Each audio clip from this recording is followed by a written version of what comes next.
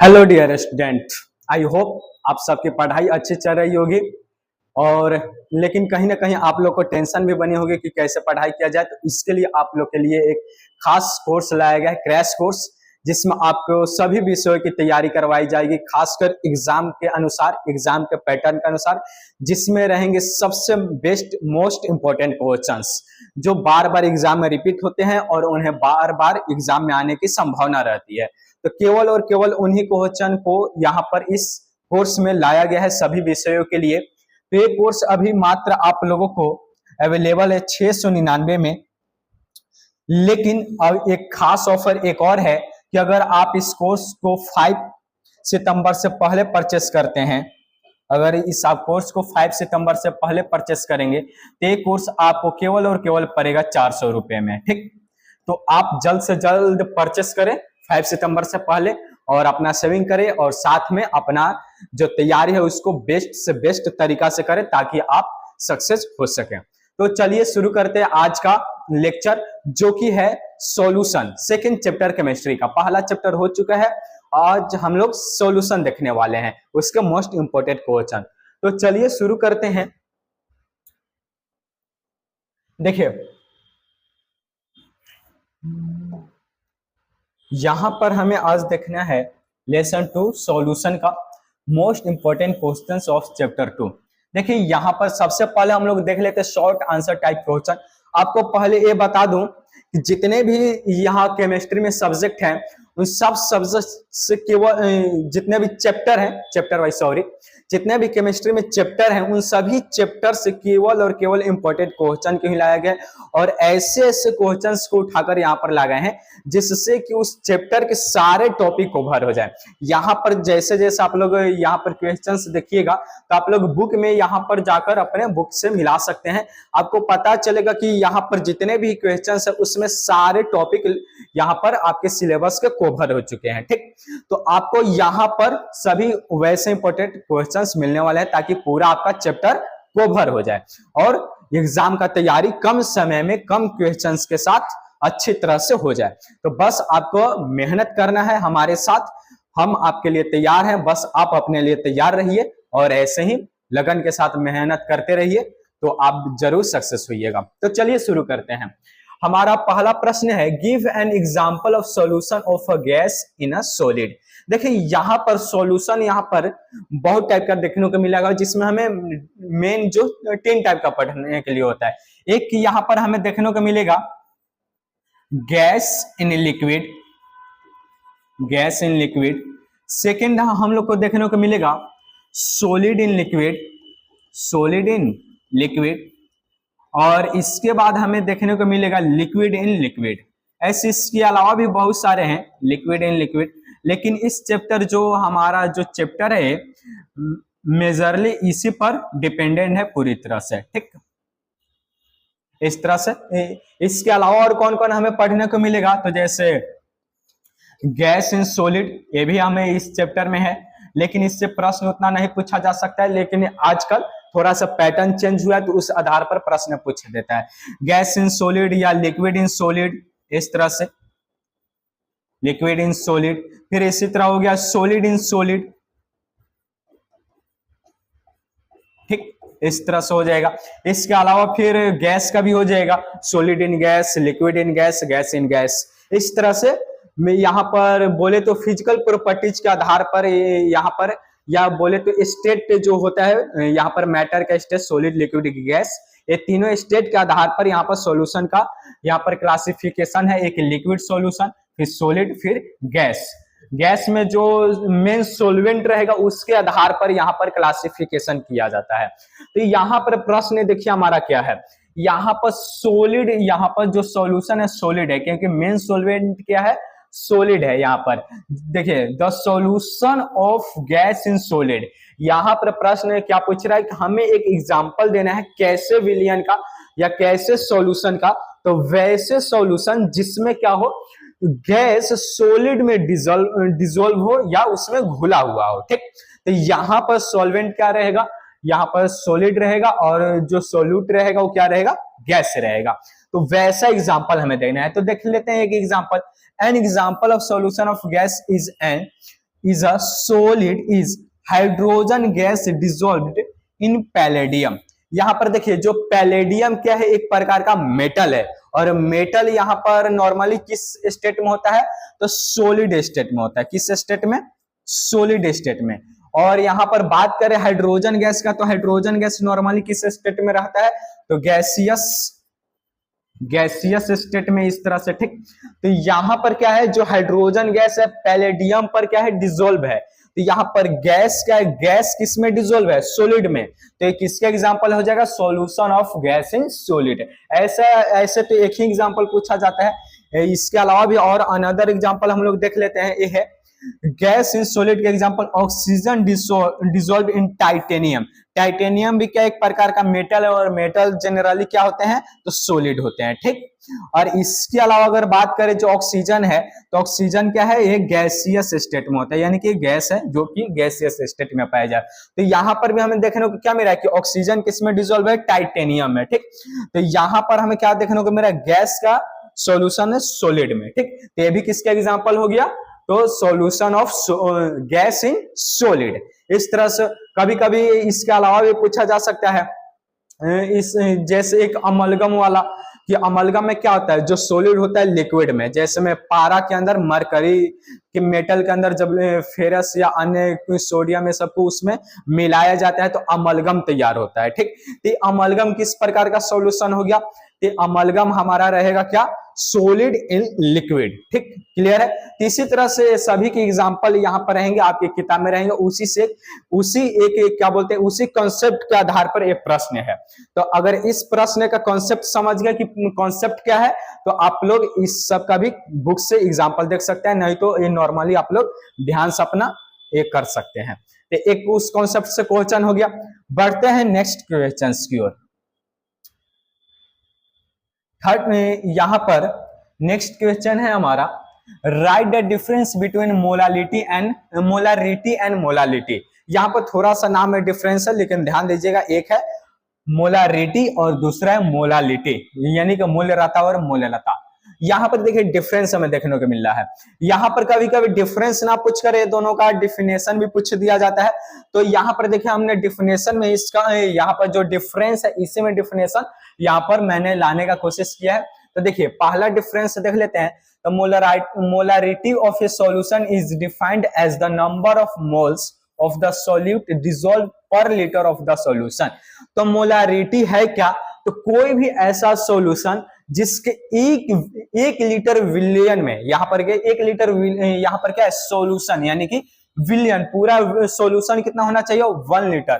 तो अगर 1 लीटर विलियन में अगर कोई भी यहाँ पर सॉल्यूट का जितना मोल घुला हुआ रहेगा वही क्या कहलाएगा, उसका मोलारिटी कहलाएगा। यहाँ पर नॉर्मल सा बात है, कोई भी सॉल्यूशन हम लोग लेते हैं, कोई भी सॉल्यूशन ले ले, ठीक, लेकिन उसका कितना ये होना चाहिए वॉल्यूम 1 लीटर, ठीक।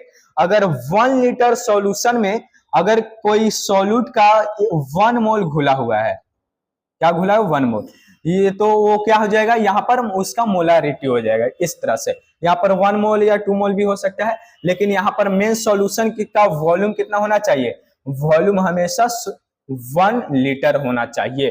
तो 1 लीटर में सॉल्यूट का मोल अगर घुला हुआ रहेगा वो क्या कहलाएगा, मोलारिटी। इसी के थोड़ा सा डिफरेंस ये है मोलालिटी। तो मोलालिटी में क्या होता है कि ये भी क्या कॉन्सेंट्रेशन बताता है सॉल्यूशन का, और इसको डिफाइन कैसे किया जाता है, the number of moles of the solute dissolve पर 1 kg ऑफ सॉल्वेंट। यहाँ पर देखिए, यहाँ पर क्या था, सॉल्यूशन था, सॉल्यूशन का वॉल्यूम था, लेकिन यहाँ पर मास है, लेकिन किसका, सॉल्वेंट का मास है। क्या है, सॉल्वेंट का मास है, यानी कि विलायक का। अगर कोई विलायक है और उस विलायक के हर 1 kg में कितने, हर 1 kg में, यानी कि कोई भी विलायक हो उसके 1 kg में जितने भी नंबर ऑफ मोल्स रहेंगे वही क्या कहलाएगा, मोलालिटी। और यहाँ पर क्या रहेगा, 1 लीटर वॉल्यूम में जितने नंबर ऑफ मोल्स रहेंगे, यहाँ पर 1 2 3 कुछ भी हो सकता है। तो यहाँ पर जितने भी नंबर ऑफ मोल्स रहेंगे, लेकिन यहाँ पर शर्त क्या है कि जो सॉल्यूशन का वॉल्यूम 1 लीटर होना चाहिए। तो ये तो क्लियर है कि मोलारिटी में सॉल्यूशन होना चाहिए कितना 1 लीटर, उसमें जितना भी नंबर ऑफ मोल्स रहेगा सॉल्यूट का वो क्या हो जाएगा, वो हो जाएगा उसका मोलारिटी।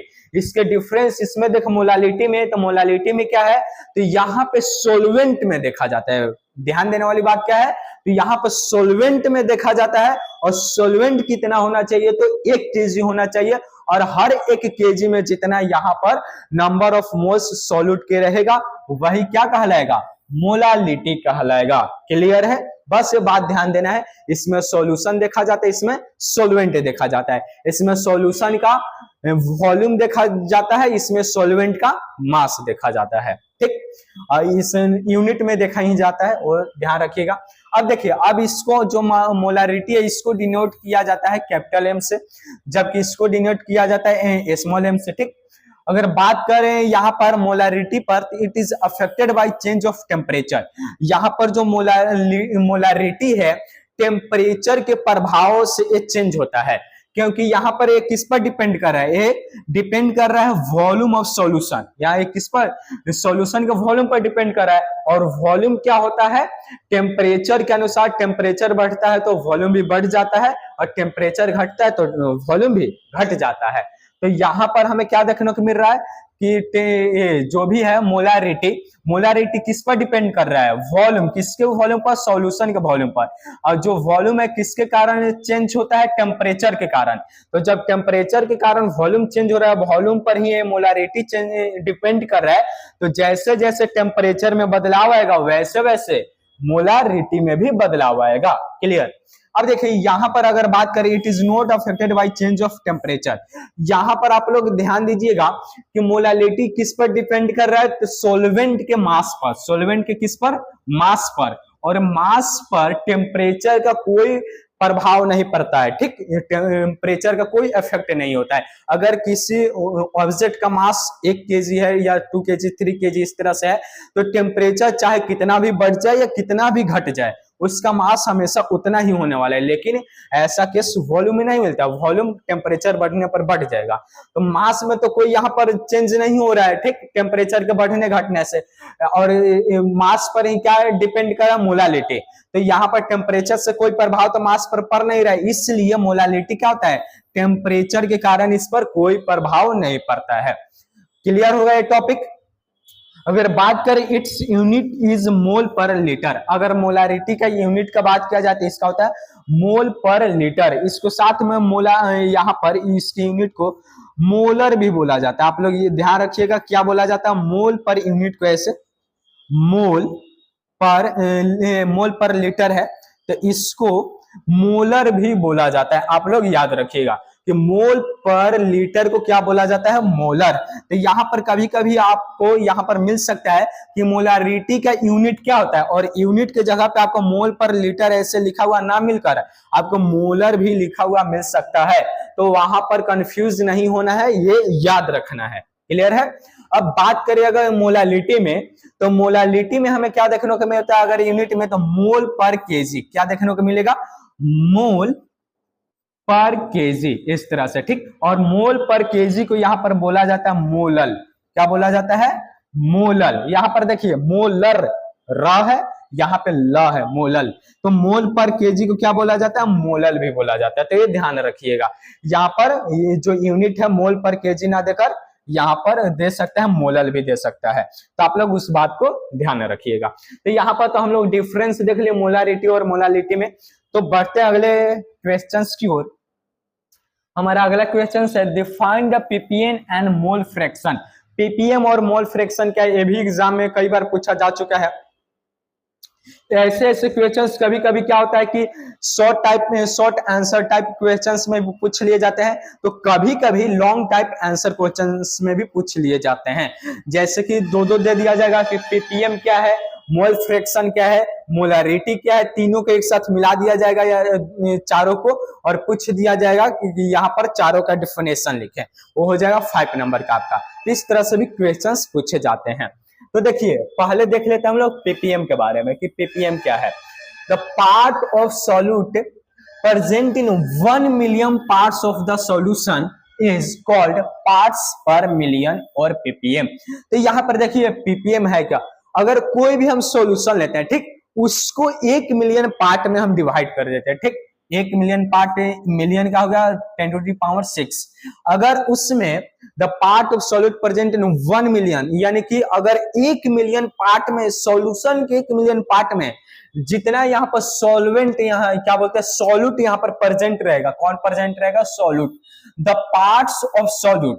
तो यहाँ पर क्या कर रहा है, सॉल्यूट के जितने पार्ट 1 मिलियन पार्ट सॉल्यूशन में प्रेजेंट रहेगा, वही क्या कहलाएगा, वही पार्ट्स पर मिलियन, शॉर्ट में बोले तो पीपीएम कहलाएगा। समझ पा रहे हैं आप लोग। कोई भी सॉल्यूशन लिया जाए, उसको बांट जाए कितने, 1 मिलियन पार्ट में, ठीक, यानी कि इतने 10 के पावर 6 पार्ट में बांट दिया जाए, उतने पार्ट में सॉल्यूट यानी कि विलेय का जितना पार्ट मौजूद रहेगा, वही उस विलियन का या उस सॉल्यूशन का क्या कहलाएगा, पीपीएम कहलाएगा, ठीक, क्लियर है। अगर बात करें इसी तरह मोल फ्रैक्शन का, तो मोल फ्रैक्शन और भी इजी है। The ratio of the number of mole of one component in a solution to the total number of moles. Total number of moles कौन कौन हो सकते हैं, तो सॉल्यूट का और सॉल्वेंट का, present in the solution is called the mole fraction, ठीक। मोल फ्रैक्शन क्या है, तो हम कोई विलियन लेते हैं, ठीक, उस विलियन में ले लिए, तो यहाँ पर आप लोग एक बात और ध्यान दीजिएगा कि 12th क्लास में हमें जो भी सॉल्यूशन पढ़ना है वो सभी के सभी बाइनरी सॉल्यूशन के बारे में पढ़ना है। बाइनरी सॉल्यूशन के बारे में अगर आपको बता दूं कि बाइनरी सॉल्यूशन वैसा सॉल्यूशन होता है जिसमें दो ही हमें कंपोनेंट्स देखने को मिलेंगे, ठीक। एक हो सकता है कि वहां पर सॉल्वेंट हो और एक सॉल्यूट हो, इसके अलावा हमें उसमें कोई भी कंपोनेंट्स देखने को नहीं मिलेगा, यानी कि एक ए हो सकता है, एक बी हो सकता है, इसके अलावा सी दूसरा नहीं हो सकता है, दो ही कंपोनेंट्स देखने को मिलेंगे। वैसे ही सॉल्यूशन को बोला जाता है बाइनरी सॉल्यूशन, जिसमें एक सॉल्वेंट रहेगा और एक सॉल्यूट रहेगा। तो यहाँ पर हम देखते हैं कि यहाँ पर अगर कोई कंपोनेंट है, ठीक, मान के चलते हैं कि विलियन है, क्या है, एक विलियन है जो ए और बी से मिलकर बना हुआ है, तो विलियन क्या हो गया, ए बी। इसके कंपोनेंट कौन कौन हो गया, ए, और एक कंपोनेंट हो गया बी। कौन कौन, ए और एक बी। तो अब देखिए मोल फ्रैक्शन कैसे निकाला जाता है। इस विलियन में कुछ ना कुछ ए के मोल होंगे, इसका कुछ ना कुछ नंबर ऑफ मोल होगा ना, तो इसका स्मॉल एन से डिनोट कर देते हैं, और बी भी इसमें होगा तो इसका भी कुछ ना कुछ नंबर ऑफ मोल्स होगा इस सॉल्यूशन में, तो इसके नंबर मोल्स के नंबर को कैपिटल एन से डिनोट कर देते हैं, ठीक। नंबर ऑफ मोल्स ए का एन, स्मॉल एन से, बी का कैपिटल एन से। तो अब देखिए यहाँ पर कह क्या रहा है, तो अगर मोल फ्रैक्शन अगर किसी एक कंपोनेंट का निकाल रहे हैं, मान के चलते हैं ए का निकाल रहे हैं, ठीक, तो ए का निकाल रहे हैं, तो यहाँ पर देखिए क्या कर रहा है, तो यहाँ पर the ratio of number of mole fraction, यानी कि रेशियो एक प्रकार का है। पहले क्या है, the number of mole of one component, तो हम पहले ए का मोल फ्रैक्शन देखते हैं।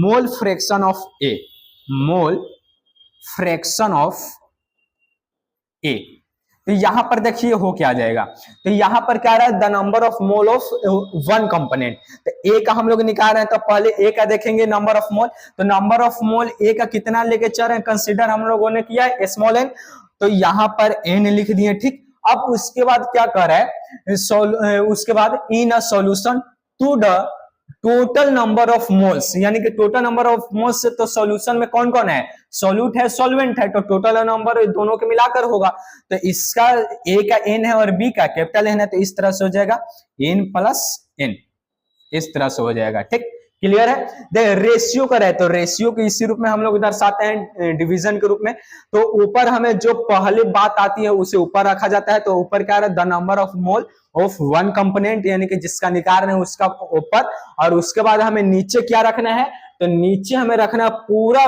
विलियन में जितना नंबर ऑफ मोल्स प्रेजेंट है वो रखना है। तो विलियन में तो दो चीज है, एक सॉल्वेंट है, एक सॉल्यूट है, तो सॉल्वेंट के मोल्स को और सॉल्यूट के मोल्स को हम यहाँ पर रख देंगे, दोनों के नंबर को नीचे ऐड कर और ऊपर जिसका निकालेंगे उस तरह से वो हो जाएगा। ये होगा किसका, मोल फ्रैक्शन ऑफ ए। अगर बात करें mole fraction of B, mole fraction of B, तो आप लोग अब जान गए होंगे मोल फ्रैक्शन ऑफ बी का निकालना है, तो बी का निकालना है तो नंबर ऑफ मोल पहले बी का ऊपर रखेंगे और फिर सॉल्यूशन में जितना मोल प्रेजेंट है उसको नीचे रखेंगे। तो सॉल्यूशन में एक ए का प्रेजेंट है और एक बी का प्रेजेंट है, क्लियर, इस तरह से हो जाएगा। और बात करें मोल फ्रैक्शन को डिनोट कैसे करते हैं, तो मोल फ्रैक्शन को डिनोट करते हैं काई से, किससे? काई से। इसको काई पढ़ा जाता है, इसको क्या पढ़ा जाता है? काई पढ़ा जाता है। तो इसको हम लोग ऐसे भी दर्शा सकते हैं, काई ए, इसको ऐसे काई ए, और इसको इतना बात को हम लोग शॉर्ट में ऐसे भी दर्शा सकते हैं, काई बी। कोई दिक्कत? तो ये हो गया मोल फ्रैक्शन। क्लियर है? तो हाँ, एक और बात आप लोग को बता दूं कि अगर जितने भी कंपोनेंट है एक सॉल्यूशन में, सभी कंपोनेंट का अगर मोल फ्रैक्शन निकाला जाए तो सभी का जो एडिशन होता है 1 आता है। जैसे मैं यहाँ पर ए का निकाले तो काई ए प्लस काई बी, तो हमें एडिशन करने पर कितना मिलेगा? 1 मिलेगा। ठीक, ये भी ऑब्जेक्टिव में पूछा जाता है, आप लोग क्लियर रखिएगा, याद रखिएगा। तो बढ़ते हैं नेक्स्ट क्वेश्चन की ओर। हमारा नेक्स्ट क्वेश्चन है स्टेट द हेनरी लॉ। ये हेनरी लॉ के बारे में पूछा गया है कि हेनरी लॉ को यहाँ पर हमें बताना है कि क्या है। बहुत इंपॉर्टेंट है क्लास 12th के लिए।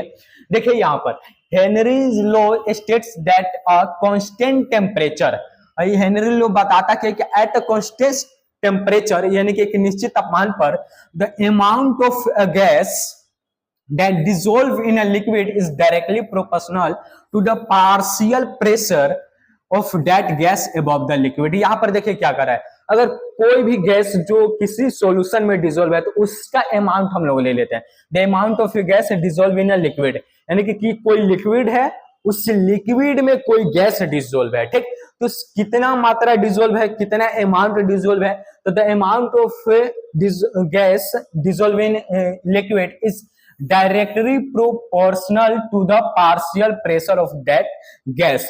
तो क्या रहेगा, जो गैस का अमाउंट रहेगा, कितना उसमें डिसॉल्व हुआ है, तो अमाउंट किसके डायरेक्टली प्रोपोर्शनल रहेगा? तो पार्शियल प्रेशर के, गैस के पार्शियल प्रेशर के रहेगा। इस तरह से देखिए, मान के चलते हैं जो गैस है उसका अमाउंट कितना है, मान के चलते हैं M.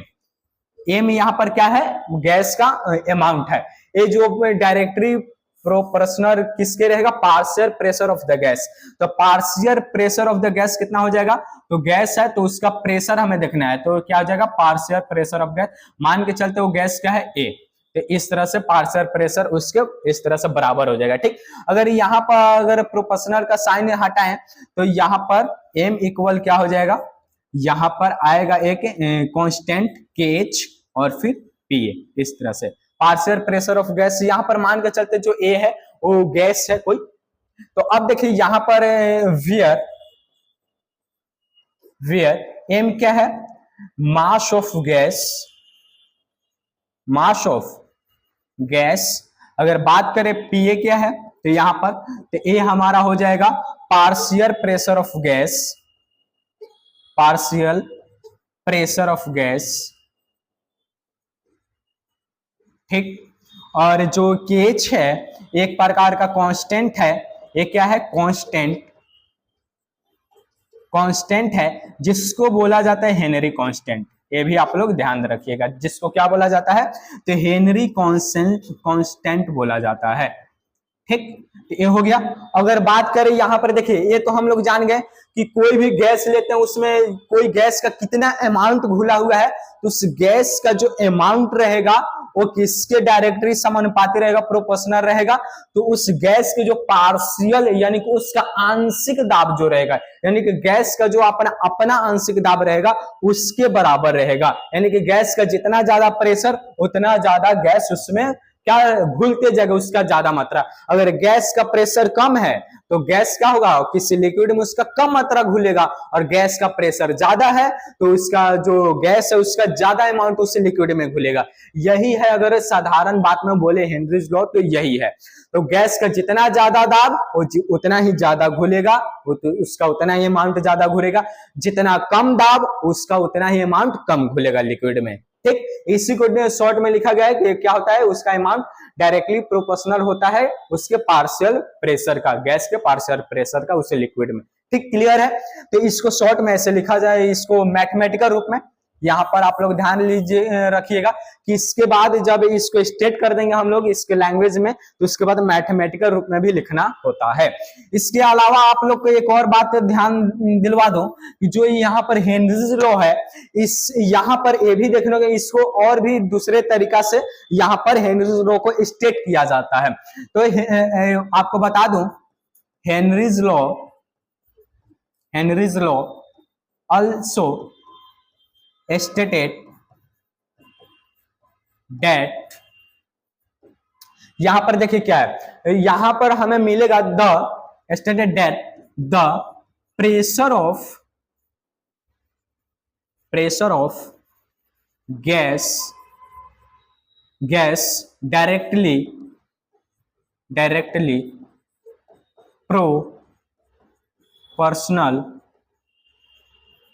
proportional to the mole fraction of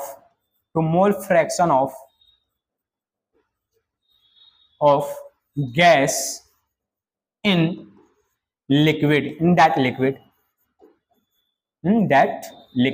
देखिए इसका मतलब क्या है कि हेनरी लॉस को एक और तरीका से भी स्टेट किया जा सकता है। उसके अनुसार क्या है, द प्रेशर ऑफ गैस, यानी कि जो गैस का प्रेशर होगा वो डायरेक्टली प्रोपोर्शनल क्या होगा, मोल fraction of gas in that liquid, यानी कि जिस लिक्विड में वो गैस को घुलाया जा रहा है तो उस लिक्विड में गैस का जितना भी वहां पर मोल फ्रैक्शन होगा उस मोल फ्रैक्शन का ही डायरेक्टली प्रोपोर्शनल क्या रहेगा, उस गैस का प्रेशर रहेगा। यानी कि अगर मैथमेटिकल बात करें तो P डायरेक्टली प्रोपोर्शनल काई ऑफ ए, मान के चलते ए क्या है, गैस है, तो यहाँ पर P डायरेक्टली प्रोपोर्शनल क्या हो जाएगा, काई है। अगर यहाँ पर प्रोपोर्शनल का साइन हटाए तो इक्वल आएगा और एक आएगा यहाँ पर, फिर से यहाँ पर हमारा आ जाएगा हेनरी कांस्टेंट। तो यहाँ पर P4 क्या है, प्रेशर, और ये जो H है हेनरी कांस्टेंट है, और काई ये क्या है, मोल fraction of gas which dissolve in that liquid, यानी कि जो लिक्विड में जो गैस डिसॉल्व है वो उसका मोल फ्रैक्शन। तो क्लियर है, यहाँ पर एक मेन यहाँ पर हमने दर्शा दिया है, और इसी को थोड़ा सा चेंज करके ये भी है हेनरी लॉ को दूसरा स्टेट कैसे किया जाता है। तो दोनों में सब कोई भी लिखिएगा सही रहेगा, लेकिन आपको इसलिए यहाँ पर ध्यान दिलवाए हैं कि यहाँ पर कभी कभी ऑप्शन में ए वाला भी ऑप्शन, ऑब्जेक्टिव टाइप क्वेश्चन में भी ऑप्शन मिल जाएगा आपको, और या कभी कभी ए भी मिल जाएगा। ठीक, कि ऐसे पूछा जाता है, ऑप्शन में रहेगा कि निम्न में से कौन, जो नीचे ऑप्शन है उसमें से कौन है हेनरी लॉ को दर्शाता है। इस तरह से कुछ ऑप्शन मिलेंगे आपको, वहां पर आपको पहचान करना होगा। ठीक, तो अब आप अच्छी तरह से पहचान कर सकते हैं। बढ़ते हैं नेक्स्ट क्वेश्चन की ओर के, व्हाट इज वेपर प्रेशर। एकदम सिंपल सा क्वेश्चन है, लेकिन ये भी कभी कभी एग्जाम में पूछ लिया जाता है, डायरेक्टली नहीं पूछता है, ऐसे पूछा जाए, इसके साथ में कुछ और भी क्वेश्चन रहता है कि वेपर प्रेशर क्या है, फिर वेपर प्रेशर का टेम्परेचर का क्या प्रभाव पड़ता है, या इस तरह से कुछ, वो भी हम अभी यहाँ पर डिस्क्राइब करेंगे, तो आप लोग ध्यान से देखते जाइए। देखिए, the pressure exerted by the vapours above the liquid surface, यानी कि भाप के द्वारा, यानी कि वाष्प के द्वारा, यानी कि बोले तो वेपर के द्वारा लिक्विड के ऊपर जो दाब या फोर्स एक्सर्ट किया जाता है, लगाया जाता है लिक्विड की सतह के ऊपर, इन इक्विलिब्रियम, यानी कि साम्य अवस्था में, with the liquid at the given temperature, यानी कि जिस तापमान पर दिया गया उस तापमान पर, इज कॉल्ड वेपर प्रेशर। यानी कि यहां पर एक आया है शब्द इक्विलिब्रियम, तो इक्विलिब्रियम का अर्थ आपको समझा देता हूं क्या होता है इक्विलिब्रियम। देखिए इसका मतलब क्या होता है, इसका नॉर्मल सा मतलब है कोई भी ऐसा रिएक्शन लेते हैं या कोई भी ऐसा प्रोसेस लेते हैं जो आगे की ओर भी बढ़ सकता है, पीछे की ओर भी बढ़ सकता है। जैसे में मान के चलते हैं कि सॉलिड का यहाँ पर चेंजिंग ले लेते हैं लिक्विड में, यहाँ पर सॉलिड से लिक्विड नहीं, यहाँ पर हम ले लेते हैं आइस क्या है, सॉलिड ही है, तो यहाँ पर हम ले लेते हैं उसको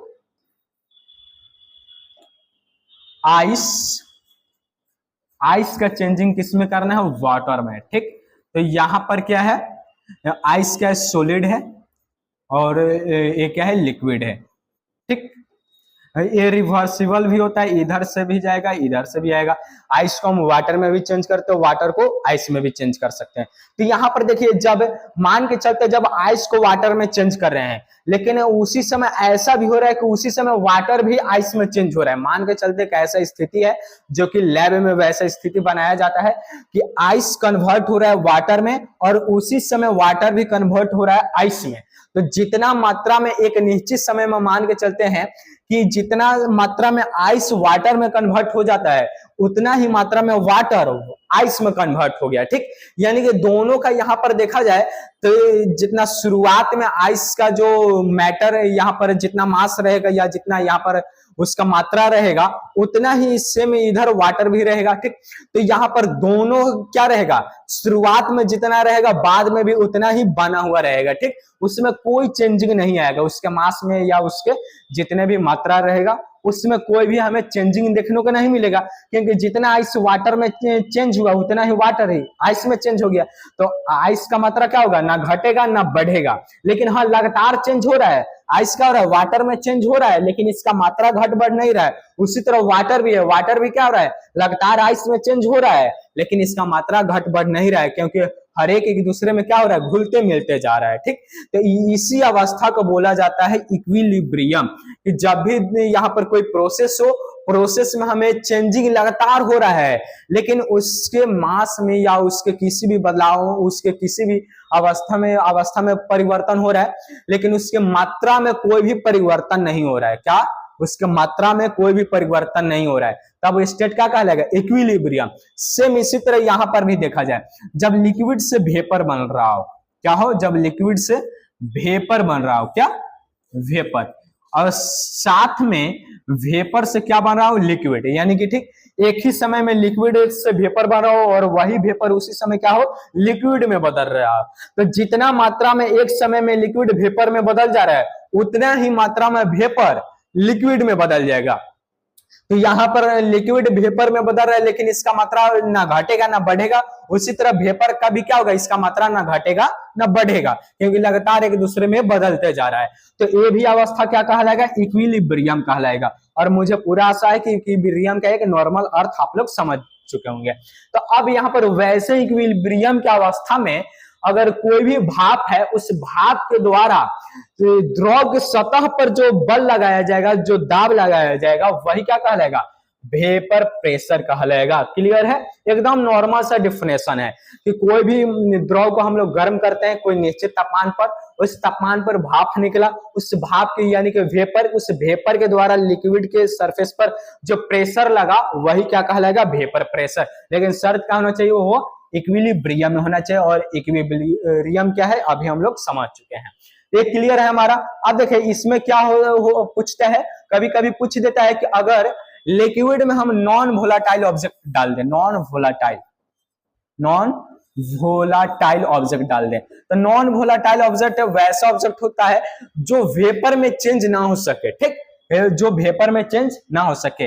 और अगर बोला जाए वोलाटाइल ऑब्जेक्ट, तो वोलाटाइल ऑब्जेक्ट वो होता है जो वेपर में चेंज हो जाए। तो नॉन वोलाटाइल ऑब्जेक्ट को जब मिलाया जाता है लिक्विड में तो उसका वेपर प्रेशर डिक्रीज हो जाता है। आप लोग ध्यान रखिएगा, जब भी नॉन वोलाटाइल ऑब्जेक्ट को या सब्सटेंस को ऐड किया जाएगा लिक्विड में तो उसका वेपर प्रेशर क्या हो जाएगा, डाउन हो जाएगा, कम हो जाएगा। लेकिन जो वोलाटाइल सब्सटेंस को, यानी कि वैसे सब्सटेंस जो वेपर में चेंज हो जाए, तो जब वोलाटाइल सब्सटेंस को जब लिक्विड में ऐड किया जाएगा तो उसका वेपर प्रेशर इंक्रीज हो जाएगा।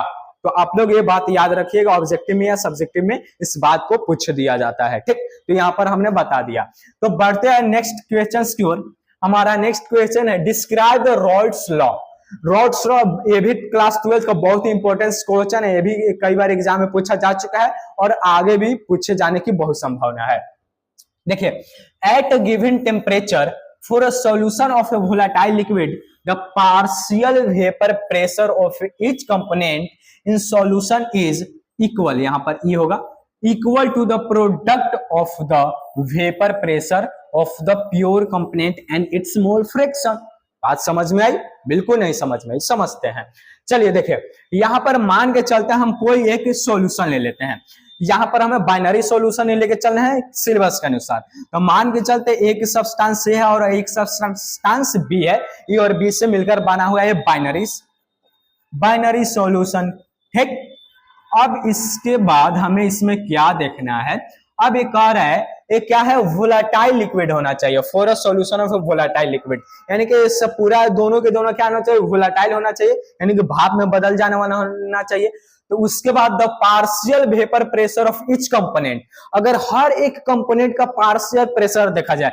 अब देखिए यहाँ पर पूरा सॉल्यूशन बना है, तो पूरे सॉल्यूशन को जब भाप में बदलेंगे तो इसका कुछ ना कुछ तो वेपर प्रेशर देखने को मिलेगा, लेकिन यहाँ पर दो दो कंपोनेंट्स है, एक ए है और एक बी है, तो यहाँ पर उस वेपर प्रेशर में ए का कितना प्रेशर डालने में ए का कितना हिस्सा होगा। फिर उसी तरह अगर बी का देखा जाए तो उस वेपर प्रेशर जो बन रहा है पूरा लिक्विड का, उस पूरे लिक्विड के वेपर प्रेशर में बी का कितना हिस्सा, वो बी के द्वारा कितना वेपर प्रेशर देखने को मिल रहा है, हमें ये देखना है यहाँ पर। तो कोई भी एक कंपोनेंट उठा लेते हैं, मान के चलते ए का, तो ए का अगर उठाएंगे तो component of solution is equal to the product of vapour pressure, यानी कि equal to the product of vapour pressure. यहां पर देखिए पूरे सॉल्यूशन का जो वेपर प्रेशर है उसको, और साथ में ऑफ द प्योर कंपोनेंट, यानी कि प्योर कंपोनेंट का जो वेपर प्रेशर है वो, और एंड इट्स मोल फ्रैक्शन। तो अब देखो मान के चलते हैं यहां पर vapour pressure of A equal, यहां पर प्योर कर रहा है तो पी ए नॉट एस है, इसको यहां पर नॉट का साइन लगा दे रहे हैं, P A not pure component का वेपर प्रेशर का है, ठीक। अब उसके बाद करें एंड इट्स मोल फ्रैक्शन का है, तो यहां पर इसका मोल फ्रैक्शन मान के चलते काई है, मोल फ्रैक्शन ऑफ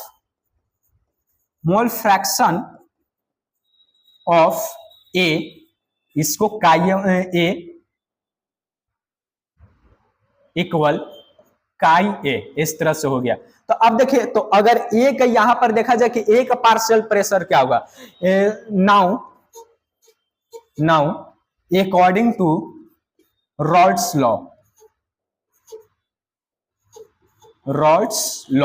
तो अकॉर्डिंग टू रॉड्स लॉ क्या हो जाएगा, तो ए का पार्शियल प्रेशर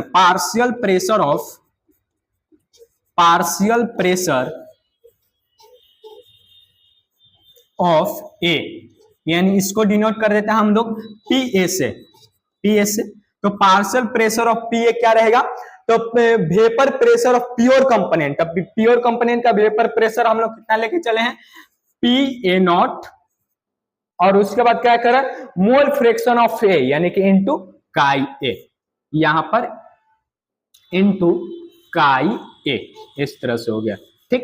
ये बात आप समझ में आई कि रॉल्स लॉ कहता क्या है, तो रॉल्स लॉ ये कहता है कि कोई भी विलयन हो, ठीक, बाइनरी विलयन यहां पर लेके चलना है, उस विलयन में अगर किसी एक कंपोनेंट का हमें पार्शियल प्रेशर चाहिए, यानी कि जो लिक्विड है वो तो पूरा प्रेशर लगाएगा ही, वेपर प्रेशर उसका रहेगा ही, तो उस वेपर प्रेशर में उसका जो कोई एक कंपोनेंट उठाते हैं, तो उस पूरे वेपर प्रेशर में उस एक कंपोनेंट का कितना हिस्सा है, उसके द्वारा कितना वेपर प्रेशर लगाया जा रहा है देखने को मिल रहा है। तो जो उस एक कंपोनेंट के द्वारा वेपर प्रेशर है वो किसके बराबर रहेगा, तो उस अगर शुद्ध अवस्था में, यानी कि प्योर स्टेट में अगर उस कंपोनेंट को ले, और उस प्योर स्टेट में उस कंपोनेंट का जो वेपर प्रेशर रहेगा वो, और फिर उस सॉल्यूशन में उसका जो मोल फ्रैक्शन रहेगा उसका दोनों के प्रोडक्ट के इक्वल रहेगा क्या, partial fraction of that component.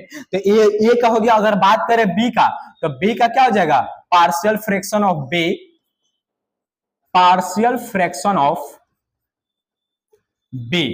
तो ए क्या हो जाएगा बी, इसको हम लोग ऐसे लिख देते हैं यहां पर पी बी, तो इसका क्या हो जाएगा, तो इसका हो जाएगा प्योर कंपोनेंट, तो प्योर कंपोनेंट का प्रेशर कैसे हो जाएगा, पे बी नॉट, और फिर इसमें हमें किससे इसका प्रोडक्ट निकलवाना है, तो यहां पर मोल फ्रैक्शन, तो मोल फ्रैक्शन इसका काई बी, इस तरह से, ठीक, काई बी हो जाएगा। तो ये हो गया हमारा बी कंपोनेंट का अकॉर्डिंग टू रॉल्स लॉ। तो ये है रॉल्स लॉ, क्लियर है। तो बढ़ते हैं नेक्स्ट क्वेश्चन की ओर। हाँ, एक बात याद रखिएगा, इतना बात इस के नीचे आप लोग ऐड कर लीजिएगा, नोट्स यहाँ पर मिल जाएगा आपको पीडीएफ के रूप में, ऐप पर आप लोग जुड़े रहिएगा। अब देखिए अगला क्वेश्चन है, define the Raoult's law for non volatile solutes, और या इसी प्रश्न को ऐसे भी पूछा जा सकता है, describe the Raoult's law of relative lowering of vapour pressure, ठीक, इस तरह से भी पूछा जाता है। तो देखिए यहां पर क्या है, define the Raoult's law for non volatile solutes, यानी कि कोई नॉन वोलेटाइल सॉल्यूट रहेगा। नॉन वोलेटाइल के बारे में हमने बताया है कि वैसा सब्सटेंस जो वेपर में चेंज ना हो। तो वैसे सॉल्यूट्स के लिए हमें रॉल्स लॉ बताना है, या इसी क्वेश्चन कैसे पूछा जाता है, और describe the Raoult's law of relative lowering of vapour pressure, यानी कि जो relative lowering of vapour pressure उसके साथ हमें रॉल्स लॉ को डिस्क्राइब करना है उसके रूप में। तो देखिए क्या है, the relative lowering of vapour pressure of solution containing a non-volatile solution is equal to the mole fraction of the solute in the solution। देखिए नॉन वोलाटाइल के लिए रॉल्स लॉ क्या है, the relative lowering of vapour pressure, relative lowering of vapour pressure क्या है, तो यहां पर relative lowering of vapour pressure ये होता है, यहां पर ठीक ये होता है relative lowering of vapour pressure यहां पर इस तरह से।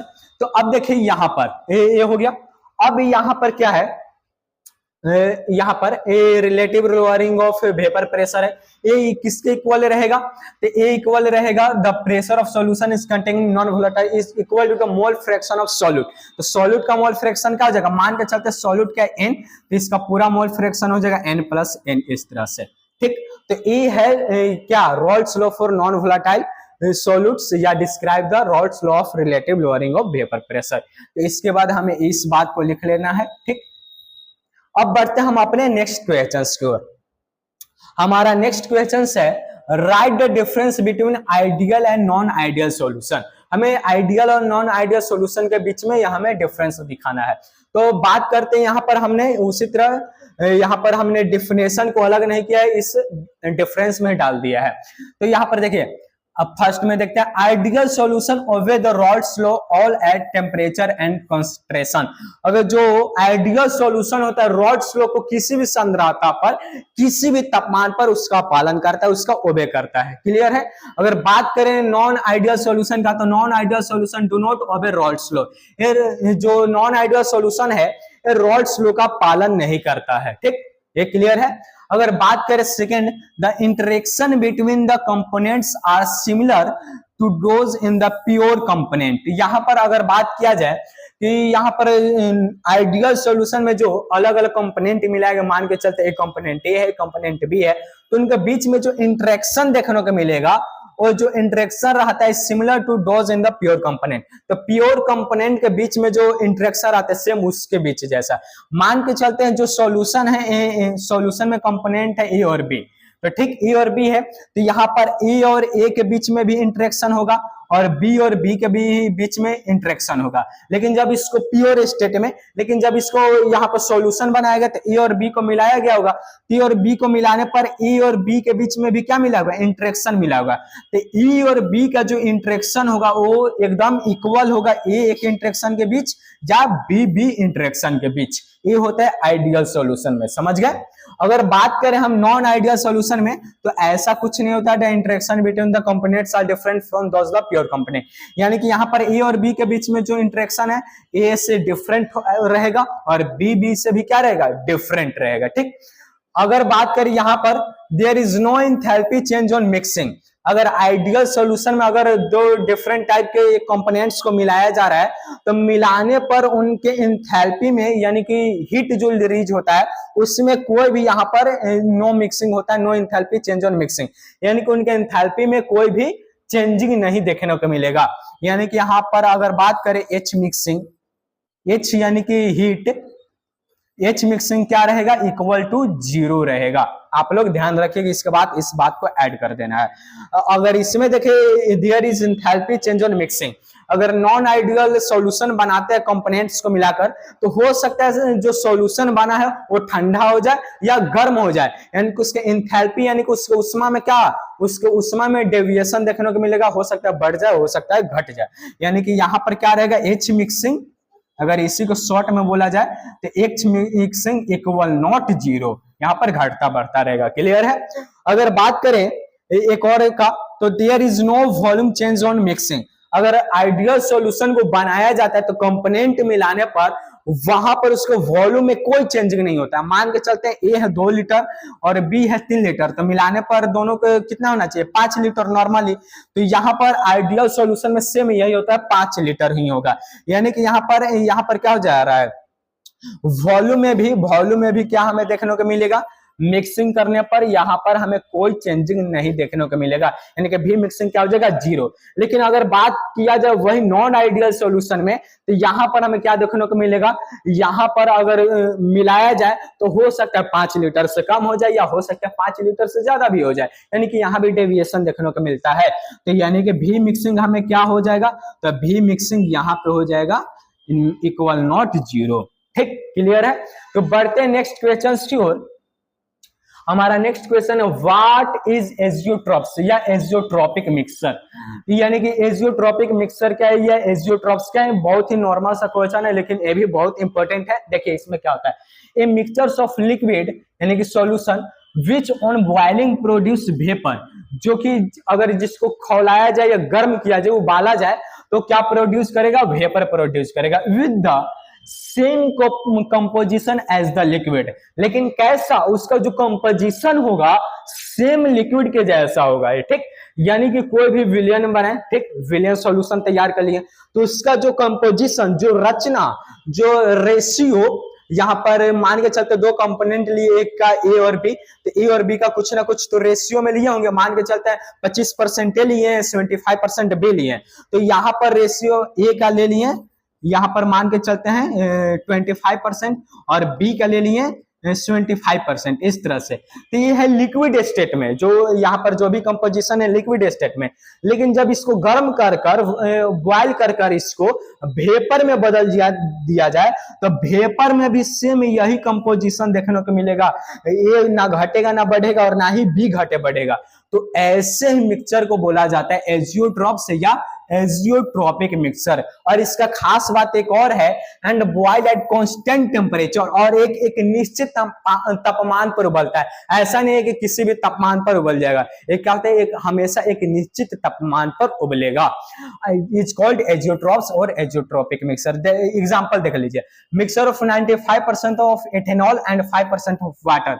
देखिए यहाँ एक एग्जांपल है, भी बार बार ऑब्जेक्टिव में पूछ दिया जाता है, ठीक, तो याद रखिएगा। अगर 95% इथेनॉल हो और 5% तो वाटर हो, इसका जो मिक्सचर रहेगा वो क्या रहेगा, एजियोट्रॉप्स रहेगा। यानी कि लिक्विड स्टेट में भी अगर देखा जाए तो 95% इथेनॉल रहेगा और 5% तो वाटर रहेगा, और वेपर स्टेट में भी देखा जाए तो इतना ही परसेंटेज देखने को मिलेगा। तो दोनों में स्टेट में हमें क्या देखने को मिला, वेपर और लिक्विड में कंपोजिशन एकदम बिल्कुल सेम है, तो सेम है। और इसको अगर जब बॉयल किया जाए तो एक कांस्टेंट टेम्परेचर पर बॉयल होता है, तो ये क्या हो जाएगा, ये जो मिक्सचर है क्या ऐसा है मिक्सचर हो जाएगा एजियोट्रॉप्स या एजियोट्रॉपिक मिक्सचर। इसी तरह एक एग्जांपल है हमारा mixture of 68% of nitric acid and 32% of water, ये हो गया। और एक हमारा हो जाएगा mixture of 22.2% of HCl and 27.8% of water. ये एग्जांपल आप लोग याद रखिएगा। तो बढ़ते हैं नेक्स्ट क्वेश्चन की ओर। हमारा नेक्स्ट क्वेश्चन है state colligative properties of dilute solution, write down the different types of colligative properties.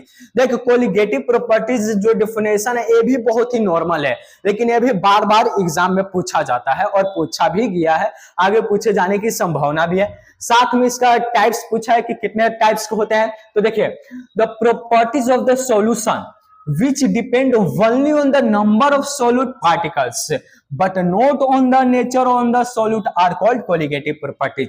यानी कि कोलिगेटिव प्रॉपर्टीज क्या है, ये सॉल्यूशन का प्रॉपर्टीज है। क्लियर, ठीक, इतना क्लियर है कि कोलिगेटिव प्रॉपर्टीज क्या है, तो सॉल्यूशन के एक प्रकार का प्रॉपर्टीज है। कैसा प्रॉपर्टीज है, तो ऐसा प्रॉपर्टीज है कि जो केवल और केवल डिपेंड करता है नंबर ऑफ सॉल्यूट यानी इन सॉल्यूट पार्टिकल्स, यानी कि विलेय का जो कण है, विलेय का जो कौन है सॉल्यूट का जो पार्टिकल्स है, केवल उसके नंबर पर डिपेंड करता है, ना कि but not the nature of solute, यानी कि विलेय के यहाँ पर नेचर पर डिपेंड नहीं करता है। ठीक, वो पोलर है कि नॉन पोलर है कि एसिडिक है कि यहाँ पर क्या बेसिक है, यहाँ पर उसको प्रॉपर्टीज पर डिपेंड ही नहीं करता है, केवल और केवल किस पर डिपेंड करेगा, उसके नंबर पर डिपेंड करेगा, उसके पार्टिकल्स के नंबर पर डिपेंड करेगा। तो ये जो प्रॉपर्टीज है जो केवल और केवल सॉल्यूट के पार्टिकल्स पर निर्भर करता है, उसके बात करें उसके नॉर्मल प्रॉपर्टी नेचर पर नहीं, तो वैसे ही प्रॉपर्टीज को क्या बोला जाता है, वैसे ही प्रॉपर्टीज को बोला जाता है